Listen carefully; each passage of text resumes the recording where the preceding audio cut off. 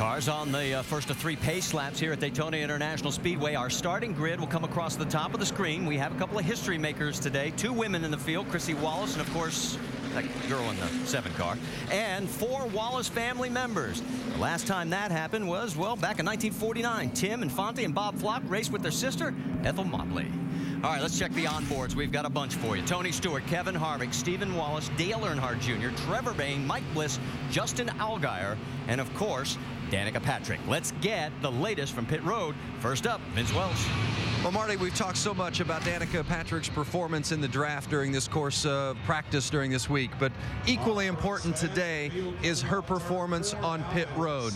She has never driven a car in a race like she's going to drive here today, and for that reason, this experience is going to be completely different. During her test sessions, her and the team have practiced pit stops over and over. They know a great day in the draft can be ruined if they don't execute here in the pit box. And for more on that, let's check in with Tim Brewer. Tim? Vince, you're exactly right. When Danica comes down pit road in an Indy car, she hasn't got any roll bars, hadn't got anything obscuring her vision. But this one of these situations today, she's really going to have to rely on the pit spotter and her crew to counter in, because she's got no room to move in, no side vision whatsoever. So getting in and out of the pit areas without tearing the fenders up is going to be very important. Now down to Hollywood. What's going on pit road? Thanks, Tim. Danica Patrick has asked a lot of questions all week long on the racetrack, but today she'll be asking a lot of questions before a pit stop and after a pit stop. She has to trust the decisions being made up on the box and the crew going over the wall. Her first pit stop today will be the first in a Nationwide Series car. So, guys, it's going to be exciting, and it's just a part of the learning curve for Danica Patrick here at Daytona.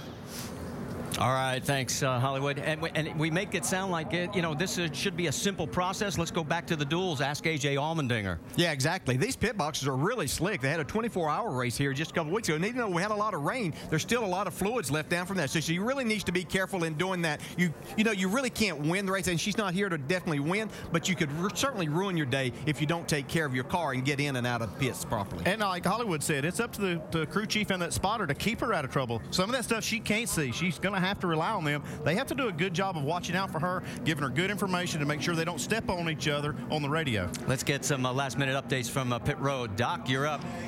Thanks, guys. Two-time champion Kevin Harvick is still undecided as to whether he will run the full season for the championship again. The key factor, one word, fun. He said, if I'm having fun and we're doing well here on pit road, I may decide to go ahead and run the entire year to get that 3rd title. Right now, his plans are to run every race up and through the end of May at Charlotte. However, if he runs very well today, he may make a quick decision and go ahead and opt to run the entire year. Dave. Doc, if you know Dale Earnhardt Jr., you know he's all about throwback, all about old school. And so one of the things that's most important to him today is he's back together with his old crew chief, Pops Urey. Pops is on the pit box today for the first time in 5 years with Dale Earnhardt Jr. Now remember, it wasn't Pops that changed. Jr. is the driver for this race after Keselowski ran this car last year. And this reuniting after 5 years could breed very good things for this team here at Daytona. Jamie? Well, Carl Edwards has done very many things in the Nationwide Series, but one thing he is missing, a coveted win here at Daytona. He came so close last year, finishing 2nd to Tony Stewart. But hey, today could be the day. He's starting outside front row, and he told us this is the fastest he has ever felt in a Nationwide car here at Daytona. Marty? All right, thanks, team. As we get ready to go green here, one car that is in the garage area, and it's bad news for fans of 68-year-old Morgan Shepherd, the oldest man in the field.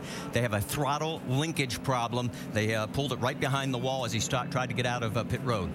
Yeah, that's unfortunate for Morgan. He made the field. They didn't have to qualify, but they made it in, and now he's sitting in the garage area with looks like the back of the car jacked up as well. See if he can get out. The pace lights are out, and that means we'll be going green next time by. It was exactly 28 years ago today, the first ever Nationwide Series event was held right here on the 2.5-mile oval. Let's listen in on Brad Keselowski's radio. We hear he may have a problem. Playing around here with the transmission ball. Something in the linkage ain't right.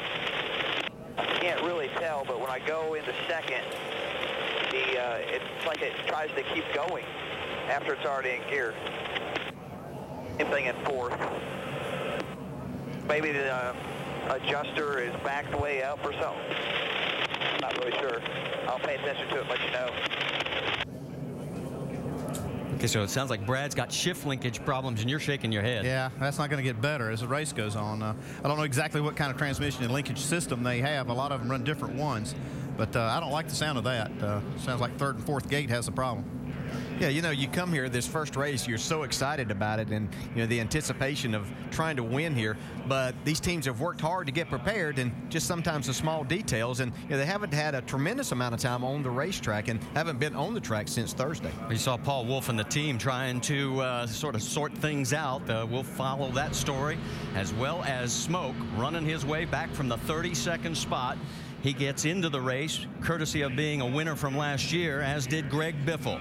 $2.735 million. It's a record purse for this race, but that's not what the 43 drivers are hoping for. They want to hold on to that trophy. It's been 84 days since our last race. If you need your fix for speed, we're about to go green. Proud of you this whole week, actually the last 2 weeks here. Done a nice job. All the guys did a nice job too, Tony.